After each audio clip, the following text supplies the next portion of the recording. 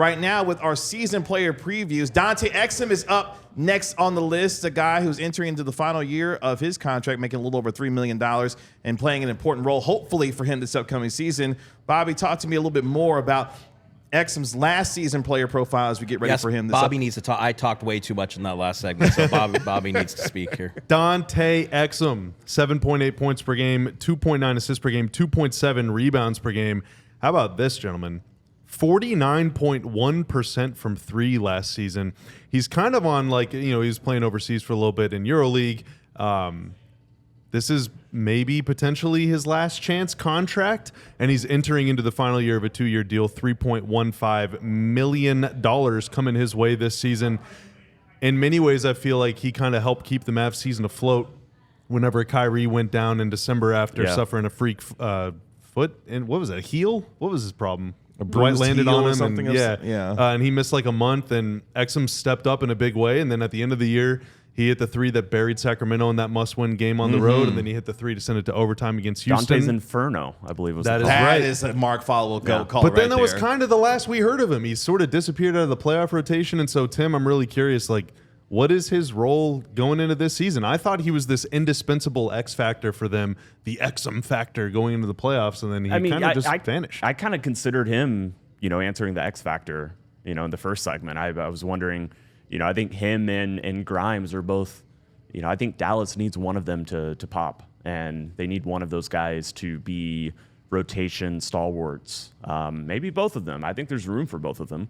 If both are deserving of that, but just this archetype as a taller guard, a ball handler, Grimes and Exum, obviously they have different shooting abilities, but Exum to hit quite literally half his shots just about last season, and then that faded just a little bit. I still think that the player we saw in the regular season is truer to who I think Exum will be next season than the way he kind of fell out of the rotation in the postseason.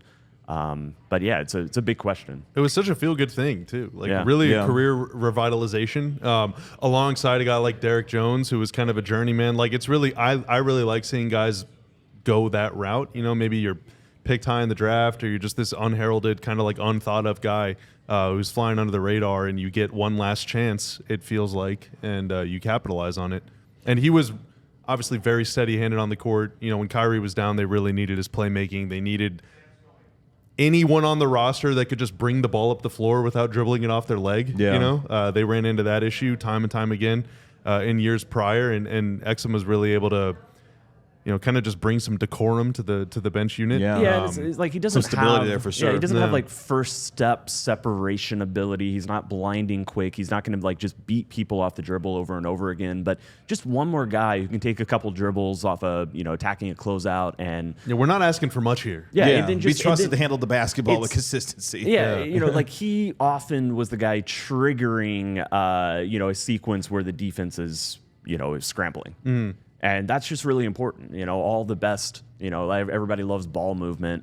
That has to start, with one guy getting past the three-point line and kicking it out. And that's something he did really effectively, kind of often on the weak side, on the other side of the court from Luka. Yeah. As a connector. No, that's a great word for Dante Exum as a connector. It's the new buzzword in the NBA. Everybody loves talking about connectors.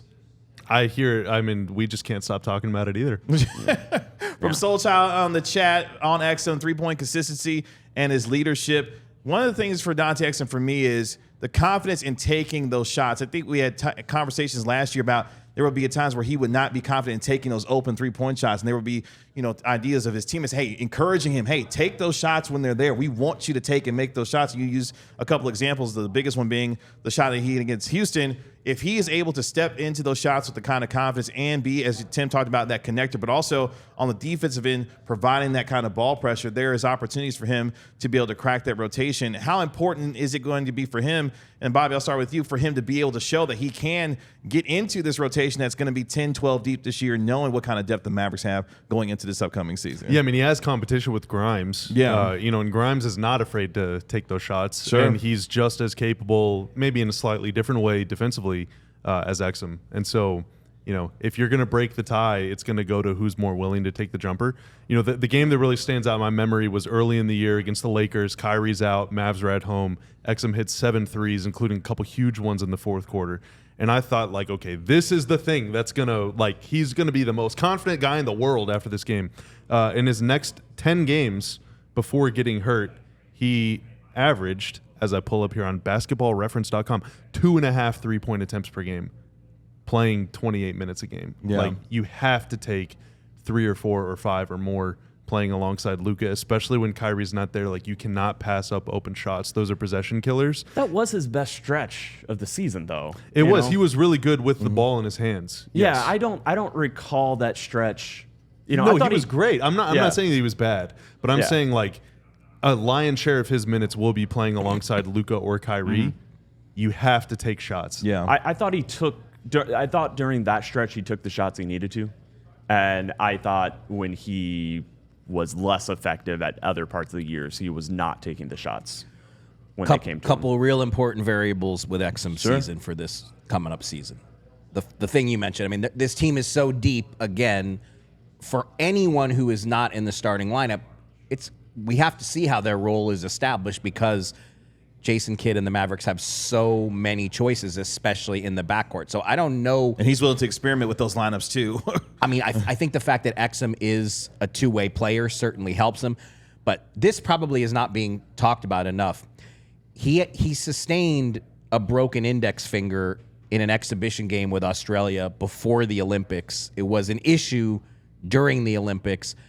We don't have a firm update on that, but it would not surprise me if he isn't a full go when camp starts. I think we're going to get clarity on that in coming days, obviously, because what's today, the 10th, so we're still 20 days away from media day. Yeah. But we haven't heard a firm update yet on Exum's health status, so we'll have to see. Maybe he is ready to go when camp starts, but I think that's still an unanswered question about what his availability will actually be when training camp practices start on October 1st. That's obviously been an issue for him throughout his career too, just injury availability. Health, yeah. He managed to avoid too many bumps and bruises last year. He played a ton of games. Had a stretch from early January to late February where he missed a lot of time, but for the most part he was available, and that is the most important ability, is availability. Yeah, and in the playoffs there were times I think when the moment looked a little too large. And that surprised me because the detour to Europe, playing for Partizan Belgrade, there is not a more raucous, rabid fan atmosphere than playing for Partizan Belgrade or playing in a derby match against Crvena Zvezda. Playing in those European atmospheres. Yeah. After you do that, obviously, the NBA Finals is the grandest stage in club basketball in the world, but from a pure atmosphere standpoint, I can't imagine playing in a tougher setting than playing in some of those EuroLeague games. So I expect that. I thought that was going to be something that would really help Exum in his return to the NBA because I'm telling you, those crowd scenes are. When he was money in the fourth quarter, he was good. It's just this weird. A lot of it, I think, is for him, it's more. confidence. I think he's a confidence guy. I think he rides high or low based on his confidence. So you brought up the game he hit 7 threes against the Lakers. That was about 21 games into the season. For the first 20 games, Dante Exum was taking 1.5 threes a game and shooting 26%. I wish I could read what. I gotta get some eyes. Charlie has you ready. It's a lot of maps. He predicted you on the Belgrade.